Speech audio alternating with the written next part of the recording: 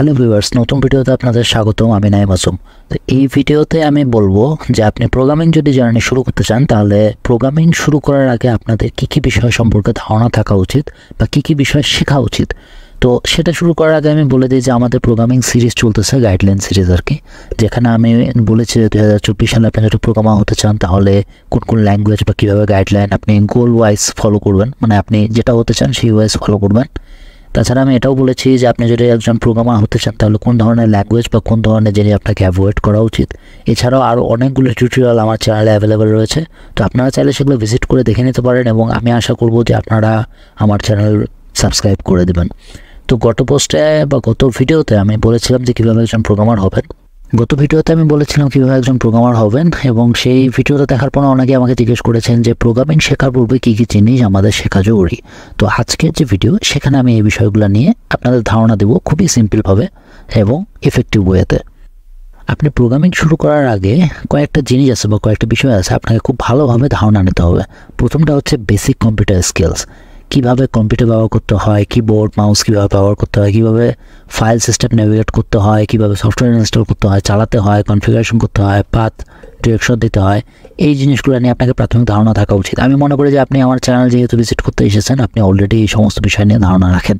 তাছাড়া আমি যতগুলো টিউটোরিয়াল বানাই সেগুলো এমনভাবে স্টেপ বাই স্টেপ আমি বানাই যাতে আপনার কোনো অসুবিধা না হয়। দ্বিতীয় নম্বর এবং খুবই ইম্পর্টেন্ট জিনিস, সেটা হচ্ছে ম্যাথ বেসিক্স। প্রোগ্রামিং শেখা শুরু করার আগে আপনাকে গণিতের বিষয় সম্পর্কে জানতে হবে, বাট এমন না যে আপনাকে গণিত বিশেষজ্ঞ হতে হবে, বইয়ের প্রত্যেকটা গণিতের ফর্মুলা মনে রাখতে হবে, এমন না। বীজগণিত, ত্রিকোণমিতি, ক্যালকুলাসের মতো গাণিতিক যে ধারণাগুলো আছে, এগুলো প্রাথমিক যে ধারণা থাকে, এটা যদি আপনার থাকে তাহলে আপনার প্রোগ্রামিং শেখা অনেক সুবিধা হয়ে যাবে বা প্রোগ্রামিং শেখা অনেক ইজি হয়ে যাবে। স্পেশালি আপনি যদি মেশিন লার্নিং বা ডাটা অ্যানালাইসিসের মতো জিনিসগুলো নিয়ে কাজ করেন।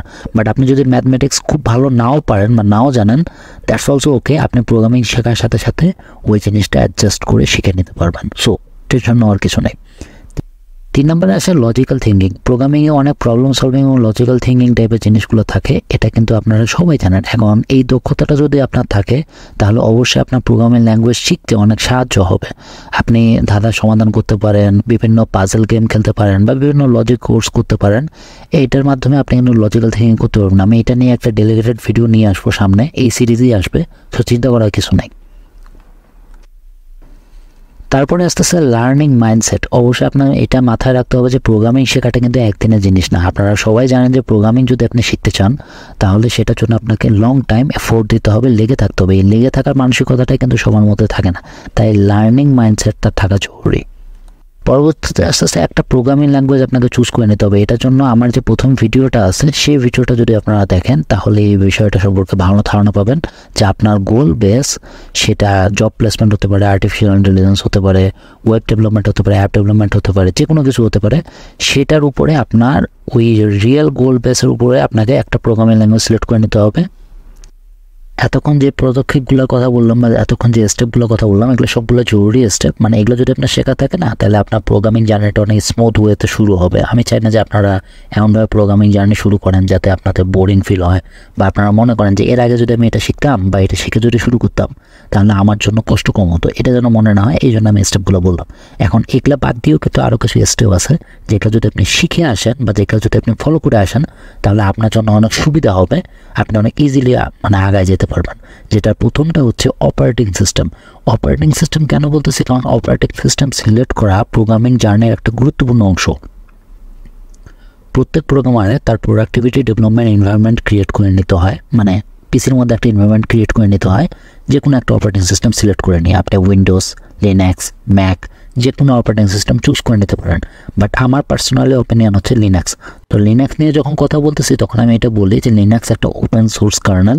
প্রথম দিকে এখানে প্রোগ্রামিং করা অনেক ডিফিকাল্ট হয়ে যাবে, বাট এখনও ভিজুয়াল স্টুডিও আছে, আমি আপনাকে ভিম জীবনও সাজেস্ট করতেছি না। তো লিনাক্স নিয়ে আপনি যেন বেসিক কিছু জানতে পারেন, সেটা নিয়ে লিনাক্সের উপর আমার একটা ফুললি বেসিক টিউটোরিয়াল আছে, যেটা স্পেশালি লিনাক্স ইনস্টল কীভাবে আপনি করবেন, উবুন্টু দিয়ে আমি শুরু করতে বলতেছি আপনাকে। তো ওটা নিয়ে একটা ভিডিও আছে। এনভায়রনমেন্ট কীভাবে সেট আপ করবেন এটা নিয়েও বেশ কয়েকটা ভিডিও আছে, আমি লিঙ্ক দিয়ে দিচ্ছি। আপনারা থাম্বনেল দেখতে পাবেন, যে দেখে নেন, আপনাদের জন্য সুবিধা হবে। আর লিনাক্স নিয়ে যেহেতু কথা বলতেছি, তখন লিনাক্সের টার্মিনালটার উপরে আপনার কিছু বেসিক ধারণা থাকা উচিত। তো আমার চ্যানেলে 2টা টার্মিনাল, অর্থাৎ উইন্ডোজের যে সিএমডি টার্মিনাল সেটার উপরে একটা ফুলি ডেলিগেটেড ভিডিও আছে, আর লিনাক্সের যে ব্যাশ টার্মিনাল বা যেটা এসএস টার্মিনাল যেটাই বলেন, সেটার উপরেও একটা ফুললি টিউটোরিয়াল আছে বেসিক লেভেলের। মানে যতক্ষণ হোক না কেন জাস্ট প্র্যাকটিস করে যান, আপনার ফুললি ক্লিয়ার হয়ে যাবে। এটা বাদ দিয়ে আপনাদের কোনো কিছু লাগবে না আর। ওকে, তো ভিডিওগুলো আপনারা দেখে নেন, আমি আশা করবো যে আপনার জন্য হেল্পফুল হবে। আপনারা যদি আরও কোনো কিছু দরকার হয় অবশ্যই আমাকে বলবেন, আমি স্টেপ বাই স্টেপ গাইডলাইন বানাচ্ছি। তো সো আপনাদের কথার জন্যই বানাচ্ছি, আপনারা যদি কমেন্টস করে আমাকে বলেন তাহলে আমার জন্য সুবিধা হবে। সর্বশেষে মনে রাখবেন যে প্রোগ্রামিং একটা স্কিল, সময়ের সাথে সাথে আস্তে আস্তে আগায় যান, অবশ্যই ভালো কিছু করবেন। আর যদি কোনো প্রশ্ন থাকে তাহলে সরাসরি আমাকে এখানে জিজ্ঞেস করতে পারেন, আমার ফেসবুক পেজ, ইনস্টাগ্রাম, যে কোনো জায়গায় জিজ্ঞেস করতে পারেন।